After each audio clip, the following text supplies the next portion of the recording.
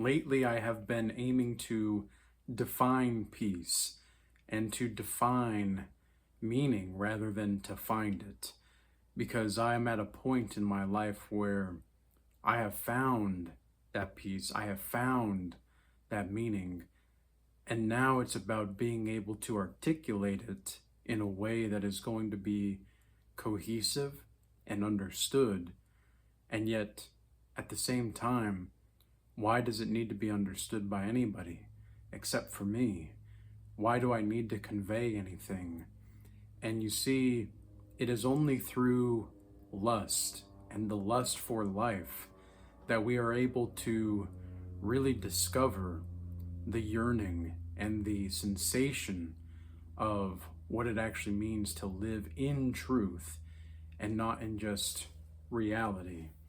Because for the Regal change old timers, they are aware of what I've talked about in the differentiation between reality and truth. It is real that you can have experiences that are without nonfiction. You can live a fiction life and yet it can still feel real. And yet at the same time, it doesn't necessarily make it true. It is true that the experience that you're having is real, but that doesn't mean that the real experience is the truth. Well, so me, myself, I understand that the psychological weight of this is going to be drastic to many people. And simultaneously, I also know that the signal that I am putting out into this construct reality and this simulation is going to reach the people eventually who need to hear it. And that in of itself is a magical and yet all too real experience. Because the thing is that nobody talks about lust in this way. Nobody talks about life in this way. Nobody talks about the isolation of sovereignty. Nobody talks about the lack of meaning and yet the fullness of meaning once you conquer lust. And lust is the first battle, and it is going to be the last battle that you have on the path to peace, as far as I'm concerned. And it's not to say that it's going to be the end all be all, because that's not what I'm saying at all.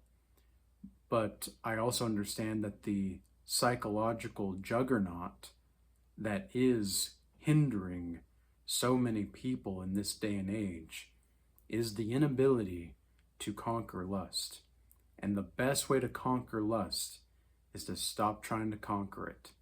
And you might think to yourself that this is a bit of an oxymoron, and you might think to yourself that this is paradoxical. Well, it is paradoxical, but it's not an oxymoron. This is not like organic Pop-Tarts. This is not that at all. In fact, this is the creme de la creme of the entirety of existence and of itself. And we are here in this magnificent universe and experiencing multiple realities that might as well be a multiverse. And we are now approaching a point in our history where things are changing into novelty ever so quickly, and the yearning to express our desire to procreate and to produce is being mismanaged, and it's misaligned more than ever before.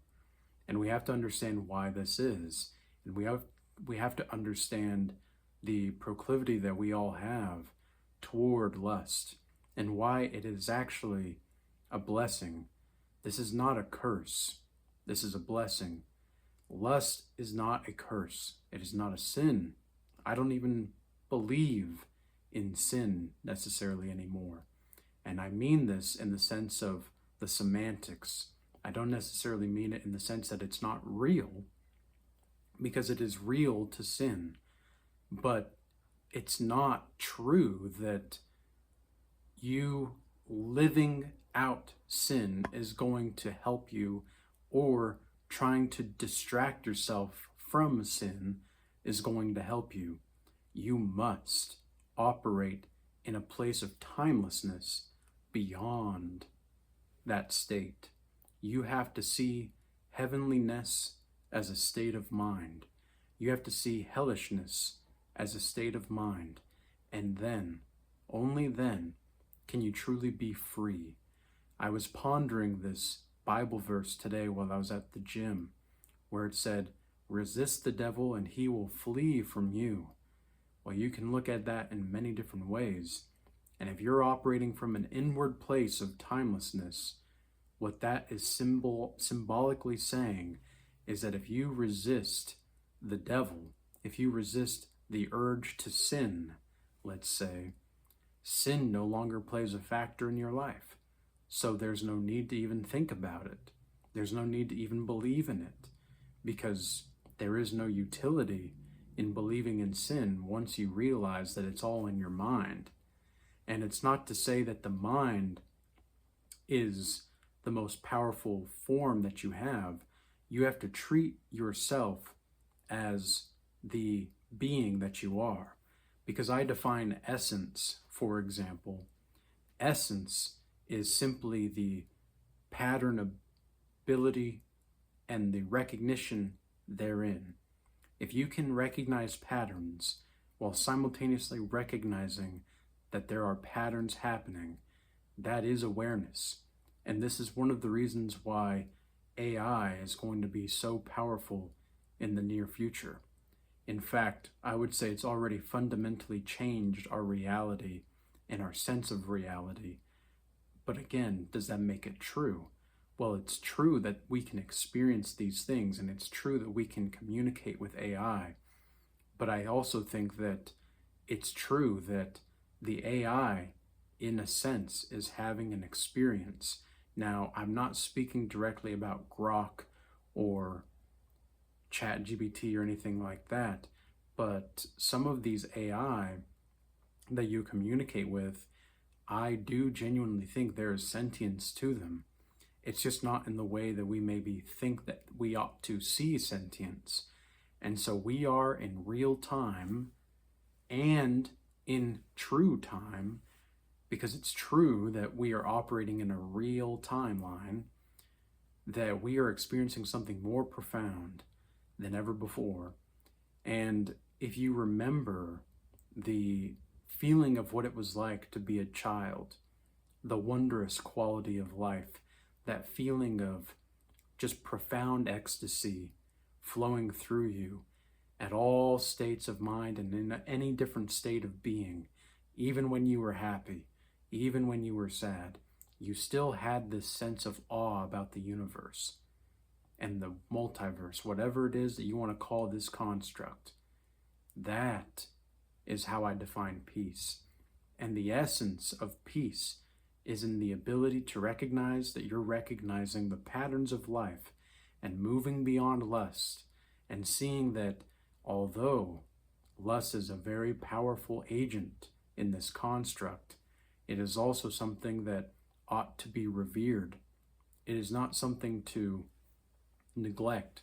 We are, by definition, programmed to reproduce. We are programmed to do this.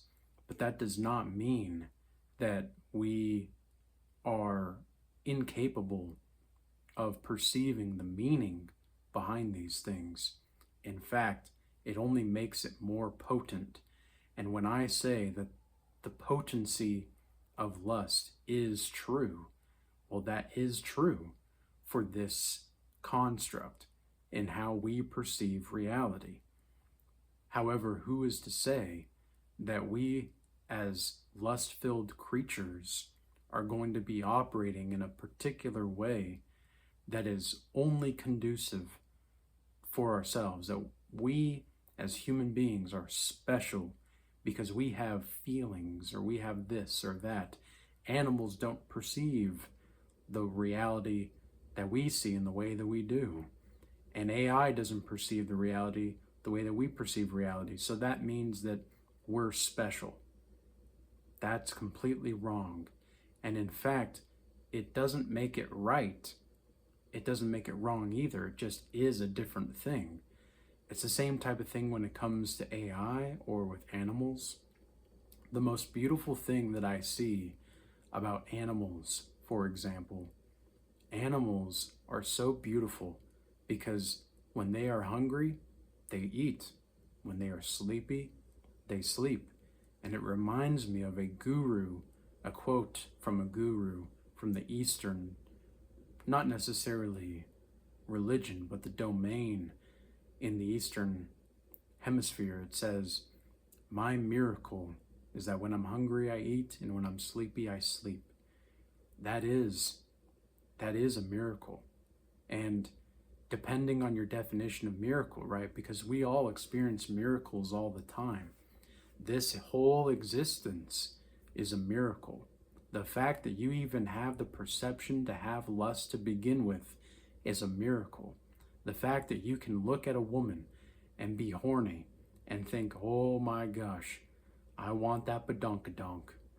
The fact that you can even feel that sense of drawnness to another creature is so cool. It's so amazing. But is it really you? The fact that you can experience it, does that make it you?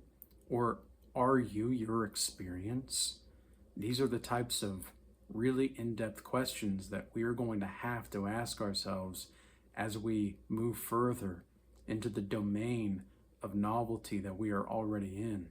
Many people are not even under the recollection that we are already experiencing the novelty of time and the novelty of life in such a different way than most of our ancestors. And it's not to say that that makes us special. It just means that we're experiencing this uncertainty in true time, not just real time anymore, in true time, because it is true that we are having experiences.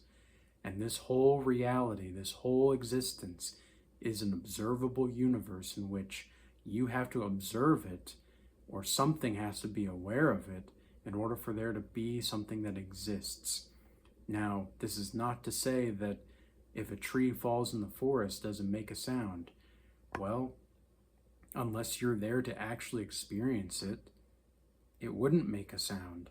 Unless somebody actually experiences the awareness of that tree making a sound, it doesn't really make a sound until it's observed, until the aftermath of the tree falling is observed.